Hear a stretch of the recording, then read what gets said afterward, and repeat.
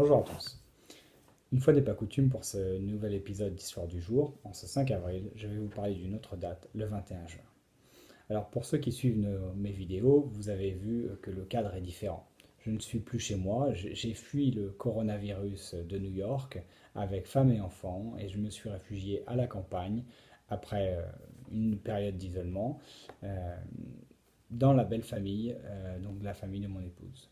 Alors cette situation un peu particulière m'a fait penser à une situation un peu plus célèbre de notre histoire, qui est le confinement et la fuite de Louis XVI pendant la Révolution française.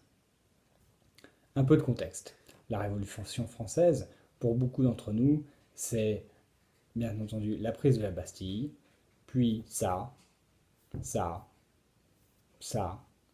et encore un peu de ça, pour enfin arriver à Napoléon Bonaparte, consul, puis empereur.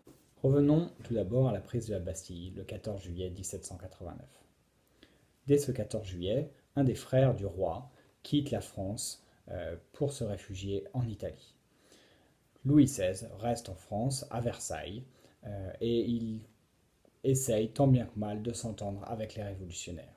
3 mois plus tard, le roi est cependant ramené manu militari par des femmes parisiennes révolutionnaires qui vont le chercher à Versailles et le ramènent avec sa famille pour qu'il loge de force aux Tuileries à Paris sous la surveillance et la garde de Lafayette.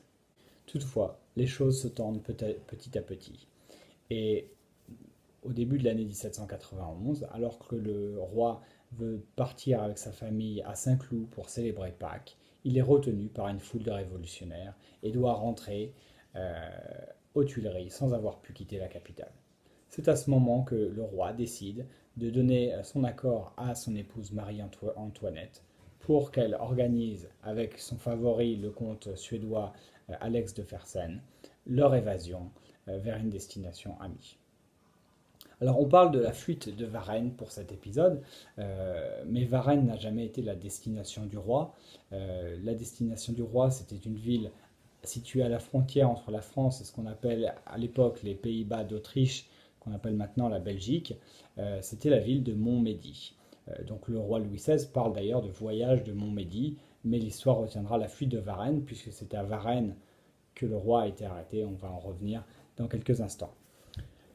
Donc à l'origine de ce voyage, des proches du roi ont préparé un carrosse spécialement affrété, c'est spécialement construit pour celui-ci et sa famille, sachant que le roi, la reine et leurs 2 enfants allaient voyager avec un petit équipage du total de 11 personnes, ce qui n'est pas très simple quand il s'agit de faire évader la personne la plus célèbre de France. Le 20 juin à minuit, le roi et la reine, déguisés en domestiques, et leurs enfants, ainsi que le reste de l'équipage, montent dans le carrosse et tout ce petit monde fuit la capitale, destination la ville de Montmédy. Euh, Lafayette n'est bien entendu pas au courant et il ne sera alerté que quelques heures plus tard de ce départ. Et Lafayette va envoyer des hommes dans toutes les directions pour essayer de rattraper le carrosse royal.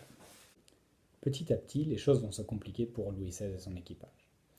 Ils étaient censés être rejoints par des soldats loyaux sur le trajet, mais le carrosse de Louis XVI va prendre du retard pour une bonne et simple raison, c'est que Louis XVI était trop content de jouer au patron incognito, lui qui n'était pratiquement pas sorti de Versailles avant la Révolution et pas de Paris depuis près de 2 ans, avait maintenant loisir de parler à des sujets tout en étant habillé en domestique et sans être reconnu par cette population. Louis XVI n'est donc jamais rejoint par son escorte, et plus il avance vers l'est, plus la situation va se gâter. Ainsi, à l'avant-dernière étape, il est identifié juste après son départ grâce à un billet sur lequel figurait son visage. À la dernière étape avant Montmédy, à Varennes, le roi est cette fois-ci identifié par quelqu'un qui l'avait déjà rencontré. Cette fois, le roi est retenu par une population plus nombreuse et ne souhaitant pas créer une effusion de sang, le roi consent à attendre que les choses se développent et elles vont se développer à la faveur des révolutionnaires, puisqu'un officiel va venir de Paris avec un ordre de l'Assemblée ordonnant le retour du roi à Paris. Alors, le roi va revenir à Paris le 25 juin. Ce ne sera pas tout de suite sa fin, puisque en septembre 1791, il sera monarque de la monarchie constitutionnelle française. Il faudra encore attendre 2 ans avant qu'il soit exécuté, mais c'est une autre histoire sur laquelle nous reviendrons un jour.